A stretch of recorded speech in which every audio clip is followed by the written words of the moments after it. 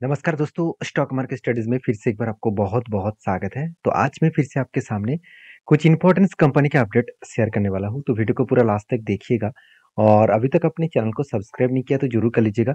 Continuously information और updates पाने के लिए चैनल के ऊपर बने रहिएगा। तो चलो देख लेते हैं कौन-सा कंपनी है इस वीडियो के अंदर। फर्स्ट जो कंपनी है जिसके बारे में चर्चा करूँ, उसका नाम है टीवीएस मोटर। देखिए टीवीएस मोटर आप सभी जानते हैं टीवीएस ग्रुप के एक सबसे प्रॉफिटेबल कंपनी है। और इस कंपनी एक लगातार एक मैसिव मोमेंटम जर्नी दिखा चुके हैं। 1000 से 2000 तक जर्नी कंपनी 1 साल के अंदर कवर किया है। और कोविड के बाद इस कंपनी का सिचुएशन कुछ उतना ज़्यादा ग्रोथ नहीं था। आज कंपनी टॉप लेवल में है और हायर लेवल में है। तो कंपनी इसके ऊपर सबसे बड़ी बात क्या है, कंपनी के ऊपर जो क्वार्टर रिजल्ट है वो भी देखेंगे तो इस बार भी कंपनी खतरनाक रिजल्ट पब्लिश किया। क्योंकि पिछले सालों में था 2021 में जो सेल्स था 6500 उसको बीट करके कंपनी 8000 करोड़ तक लेके गए थे। और इस बार वही सेल्स को बढ़ाकर 10,000 तक लेके गया है। तो इसका मतलब कंपनी अलग लेवल का सेल्स को इंक्रीजिंग किया। और ऑपरेटिंग प्रॉफिट मार्जिन जो 13% हुआ करता था, आज वो 15% के आसपास चला गया। तो इसका मतलब कंपनी का प्रॉफिट ग्रोथ में कोई भी चेंजेस नहीं है, अच्छा खासा ग्रोथ देखने को मिला। उस बेसिस में कंपनी का नेट प्रॉफिट जो 290 करोड़ हुआ था, उसके बाद 237 करोड़, मतलब थोड़ा सा प्रॉफिट कम हुआ था।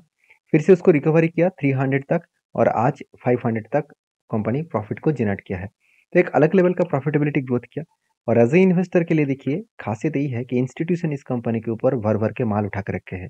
पब्लिक को मौका ही नहीं मिला कभी माल ज़्यादा उठाने का, क्योंकि इंस्टीट्यूशन ने कभी माल बेचा ही नहीं है। जैसे एफ के पास 12% होल्डिंग था, बीच में 9% आ गया था। आज एफ के पास ही 19% होल्डिंग है। और डीएस के पास 28% का होल्डिंग था, वो चेंज होकर आज कितना देखने को मिला है, करीबन 22% के आसपास। तो अच्छा खासा होल्डिंग्स तो इस कंपनी के ऊपर देखने को मिला एज इंस्टीट्यूशन के माध्यम से।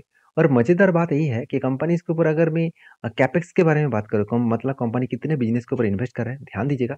2000 में एक बार मैं साल देखा 2017 से लेकर अगर देखूँ तो 2017 में 650 करोड़ था। और 2017 में अ, सॉरी 2017 में 650 करोड़ था। 2018 में वो कैपेक्स बढ़ के 1000 करोड़ बन चुके हैं। और 2019 में 1100 करोड़, 2020 में 990 करोड़, 2021 में 925 करोड़ और 2022 में 956 करोड़।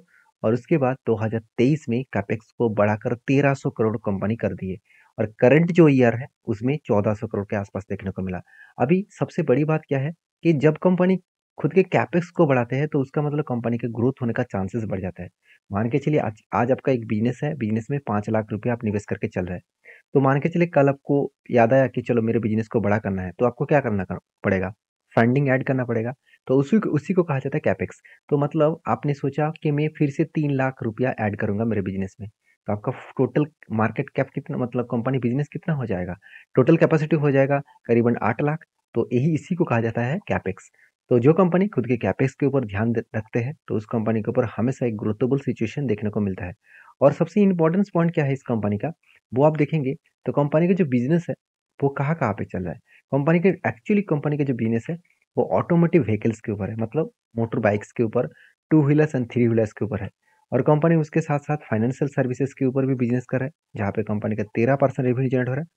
और ऑटो सेगमेंट में ऑटो कंपोनेंट्स, मतलब जो पेयर पार्ट्स कंपनी बेचते हैं उसमें से कंपनी का 1.9% समथिंग कंपनी का रेवेन्यू जनरेट हो रहा है। तो मोटरसाइकिल, स्कूटर एंड जो मोपेड है उस सेक्टर में टीवीएस एक लीडर प्लेयर है, उसमें 77% रेवेन्यू जनरेट हो रहा है। आदर्स के ऊपर कंपनी का 12% और साथ ही साथ पार्ट्स एंड एक्सेसरीज के ऊपर 8.68% के आसपास रेवेन्यू जनरेट कर रहा है। तो कंपनी का ग्रोथेबल सिचुएशन को समझिए। और रही बात इस कंपनी के चार्ट पैटर्न का, तो लंबा जर्नी होने के बाद मैं आपको बोल रहा था कि देखिए यहाँ पे भी होल्ड किया और ब्रेकआउट किया, उसके बाद धमाका हुआ।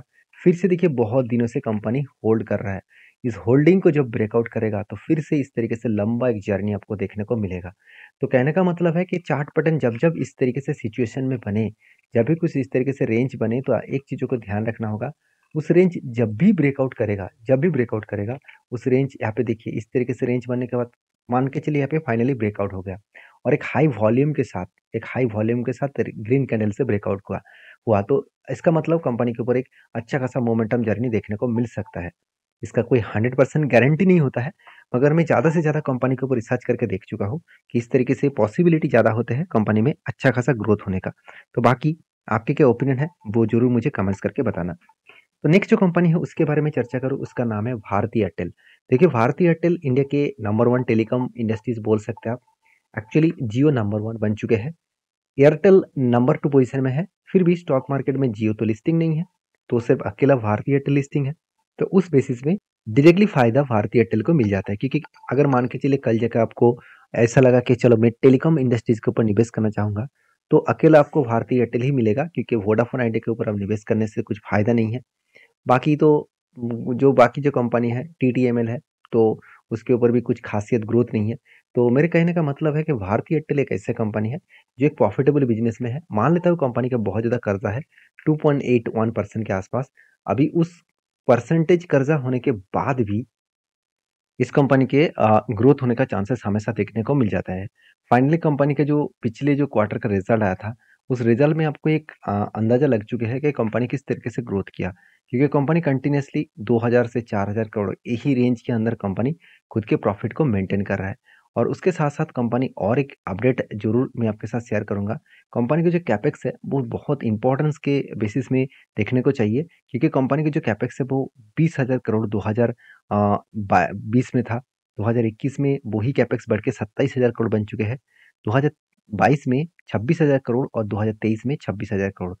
अगर आप करंट ईयर में देखेंगे तो 32,000 करोड़ 32,000 करोड़ के आसपास कंपनी कैपेक्स को बढ़ा चुके हैं। तो एक अलग लेवल का हाई ग्रोथेबल कैपेक्स को कंपनी इंक्रीज किए।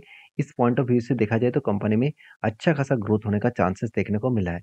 तो मैं जरूर कहूंगा इस कंपनी के ऊपर फोकस रखिएगा, क्योंकि कंपनी में हर दिशा में कुछ पॉजिटिव पॉइंट भी है, कुछ नेगेटिव पॉइंट भी है। और मजेदार बात यही है कि कंपनी का जो बिजनेस है वो कहाँ कहाँ पे चल रहा है। तो इंडिया में 66% बिजनेस कर रहा है, और अफ्रीका में 32%, और साउथ अफ्रीका एशिया में 0.3% के आसपास कंपनी का बिजनेस चल रहा है। तो इस बात को आपको याद रखना होगा। और रही बात इस कंपनी के चार्ट पैटर्न के ऊपर, तो ध्यान दीजिएगा कंपनी बहुत बार इस तरीके से पैटर्न्स को क्रिएट किया। देखिए फाइनली जब भी इस रेंज को ब्रेकआउट करने के बाद ऊपर गया, तो देखिए यहाँ पे एक इस तरीके से पैटर्न क्रिएट किया। इसको फ्लैग जैसे पैटर्न कहा जाता है। तो फ्लैग विथ पुल, मतलब यहाँ पे एक पुल बना, उसके बाद एक फ्लैग बना, तो उसके बाद ब्रेकआउट करने के बाद ऊपर गया, फिर से एक फ्लैग बना, और उसके बाद फिर से ब्रेकआउट करने के बाद ऊपर गया, फिर से एक फ्लैग बना, फिर से ऊपर गया, और यहाँ पे फिर से एक बार फ्लैग बनाने का कोशिश कर रहा है। तो जब भी कुछ इस तरीके से रेंज क्रिएट हो रहा है, उस रेंज को ब्रेकआउट करने के बाद कंपनी आगे जाने का कोशिश कर रहा है। तो इसका मतलब कंपनी इसी तरीके से हायर हाई करते करते आगे बढ़ेंगे। तो यहाँ पे क्वेश्चन आएगा, सर क्या आप इस कंपनी के ऊपर एंट्री लेने वाले हैं? देखिए फाइनली इसका रिजल्ट जो है वो 5 तारीख को मिलने वाला है। 5 तारीख के रिजल्ट आने के बाद ही एक अंदाजा मिल जाएगा कि कंपनी कौन सा दिशा में जाने का कोशिस कर रहा है। बाकी इंतजार करिए, जब मौका मिलेगा तब मैं आपके साथ वीडियो शेयर करूंगा। उसके बाद आपको कुछ डिसीजन लेना है तो आपके हिसाब से लीजिएगा, क्योंकि मेरे तरफ से कोई भी रिकमेंडेशन नहीं होता है। मेरे तरफ से सारी चीज़ों को आपको सीखने के लिए मिल जाते हैं। तो चलो देख लेते हैं नेक्स्ट कंपनी कौन सा है। उसका नाम है एसआरएफ। देखिए एसआरएफ के ऊपर सिर्फ एक ही बात कहूँगा कि कंपनी के ऊपर जो आशा किया जा रहा था कि कंपनी का रिजल्ट बहुत खराब आएगा, क्योंकि लास्ट 2 इयर्स में जो केमिकल्स कंपनी है उसके ऊपर कुछ खास ग्रोथ देखने को नहीं मिला, क्योंकि केमिकल इंडस्ट्रीज का जो ग्रोथ होना चाहिए था उस तरीके से ग्रोथ नहीं हुआ। और कंपनी इस बार भी रिजल्ट को खराब किया, मतलब सेल्स को कम किया। प्रॉफिट मार्जिन 50% कम हो चुके हैं, क्योंकि इसका ऑपरेटिंग प्रॉफिट मार्जिन था 24%, जो घट के हो चुके 19% के आसपास। तो इसका मतलब कंपनी के ऊपर अभी भी प्रेशराइज है। हाँ एक बात क्लियर हो चुके हैं कि सिर्फ यही कंपनी ही हर केमिकल्स कंपनी के ऊपर प्रेशराइज है।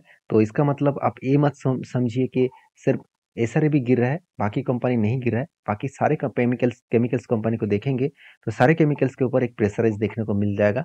और रही बात इस कंपनी के कैपेक्स के बारे में, तो कंपनी के ऊपर जो कैपेक्स है इस बार हाईएस्ट कैपेक्स देखने को मिलेगा, करीबन 2900 करोड़ के आसपास। और कंपनी के देखिए सेल्स में ईयर ऑफ ईयर बेसिस में भी फॉल देखने को मिला, और नेट प्रॉफिट में भी 50% फॉल देखने को मिला। ऑब्वियसली मैं पहले ही बोल चुका हूँ 50% कंपनी का profit margin year of year basis में सेल फॉल देखने को मिला, और 15% क्वार्टर बेसिस में देखने को मिला। तो ओवरऑल बात करूँ कंपनी का अभी भी एक बड़ा प्रेशर है। और ये भी बताया जा रहा है कि 2025 से पहले कंपनी के ऊपर कोई भी केमिकल्स कंपनी के ऊपर ग्रोथ नहीं देखने को मिलेगा। तो देखा जाएगा 2025 के बाद होता क्या है। फिलहाल के लिए इस कंपनी के ऊपर मेरा जो ओपिनियन है, मेरा खुद के जो ओपिनियन है मैं जरूर कहूँगा, इस तरीके से कंपनी शायद आपको दोबारा इतने सस्ते प्राइस में ना मिले। तो इस कंपनी के ऊपर फोकस रखिए, क्योंकि इस कंपनी जब से स्टार्ट हुआ 7 लाख परसेंटेज के आसपास रिटर्न दिया। 7 लाख। अगर आपको विश्वास नहीं है तो गूगल में जाकर सर्च कर लेना कि सिर्फ एसआरएफ लिखना, एसआरएफ शेयर प्राइस, और उसके साथ बीएससी को ऐड कर देना। बीएससी में 7 लाख परसेंटेज के आसपास रिटर्न दिया और एनएससी में करीबन 2 लाख परसेंटेज के आसपास रिटर्न दिया। तो देखिए फिलहाल के लिए जो रेंज के हिसाब से कंपनी ट्रेड कर रहा है, बार बार वही रेंज को वो रिटेस्ट करके नीचे आ रहा है, ऊपर जा रहा है, और यही रेंज को फिर से रिटेस्ट करके नीचे आया। फाइनली क्या हुआ आप देखेंगे तो पिछले दिनों में इस कंपनी के ऊपर रिजल्ट आया था, रिजल्ट आने के बाद धमाका हुआ। मगर मैं आपको एक ट्रेन लाइन ड्रॉ करके रखा हूँ, जो ट्रेन लाइन को आपको ध्यान रखना होगा। ये जो ट्रेन है वो बहुत स्ट्रांगली एक रेजिस्टेंस है, और इस रेजिस्टेंस को कंपनी ब्रेक अगर कर पाए तो ऊपर जा सकते हैं, अगर ब्रेक ना कर पाए तो यहाँ पे नीचे आने का भी कोशिश करेंगे। तो मैं इंतजार कर रहा हूँ, मुझे लग रहा है कि 2140 रुपीज़ का ये जो लेवल है, इस लेवल तक आने का चांसेस रहेगा। बाकी इस कंपनी के ऊपर आपके क्या ओपिनियन है, जरूर मुझे कमेंट्स करके बताना। नेक्स्ट जो कंपनी है उसके नाम है डीआरसी सिस्टम्स इंडिया लिमिटेड। तो डीआरसी सिस्टम इंडिया लिमिटेड जो एक देखा जाए तो एक आईटी सॉफ्टवेयर कंपनी है, छोटा सा एक आईटी सॉफ्टवेयर कंपनी है। तो फिर भी इस कंपनी ने अच्छा खासा धमाका परफॉर्मेंस दिया। बहुत ज़्यादा वोलेटिलिटी है इस कंपनी के ऊपर, फिर भी कंपनी के मैनेजमेंट ने एक बहुत बड़ा डिसीजन लिया, वो है बोनस देने का। तो 27 फरवरी में हर एक के बदले कंपनी आपको 2 शेयर देने वाला है। तो जो लोग खुश हो रहे हैं कि बोनस मुझे मिलेगा, तो उसके लिए मैं बता दूं, कंपनी के ऊपर एक बार रिसर्च करके काम करना, क्योंकि इस तरीके से कंपनी बहुत खतरनाक होते हैं। आपको बोनस तो मिल जाएगा, उसके बाद आप फंस जाएंगे। तो प्लीज़ मेरी तरफ से कोई भी रिकमेंडेशन नहीं है, इस वीडियो को एजुकेशन पर्पस में स्टडी करिए, उसके बाद काम करिए। वीडियो अगर अच्छा लगे तो प्लीज़ एक लाइक करिए, क्योंकि आप लोग लाइक नहीं करते हैं। और कुछ कमेंट्स है, कुछ क्वेश्चन है तो मुझे कर सकते हैं, और साथ ही साथ मैंने कुछ गलत भी बता दिया तो भी आप मुझे कमेंट्स करके बता सकते हैं। आपके ओपिनियन भी मैं जानना चाहता हूँ। मिलते हैं नेक्स्ट वीडियो में, तब तक के लिए धन्यवाद।